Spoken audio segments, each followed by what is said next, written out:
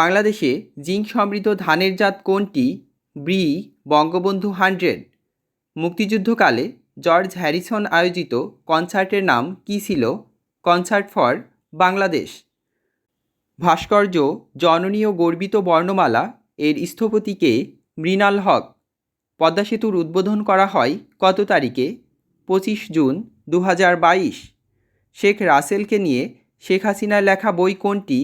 আমাদের ছোট রাসেল সোনা। জিপিএস এর পূর্ণাঙ্গ রূপ কোনটি? Global positioning system. স্বাধীন বাংলা বেতার কেন্দ্রের জনপ্রিয় অনুষ্ঠান কোনটি? চরমপত্র। শেখ মুজিবুর রহমানকে কত সালে বঙ্গবন্ধু উপাধিতে ভূষিত করা হয়? 1969 সালে। টাচ স্ক্রিন কী হিসেবে ব্যবহৃত হয়? ইনপুট এবং আউটপুট উভয় হিসেবেই। কোন মৌলিক অধাতু সাধারণ তাপমাত্রায় তরল থাকে?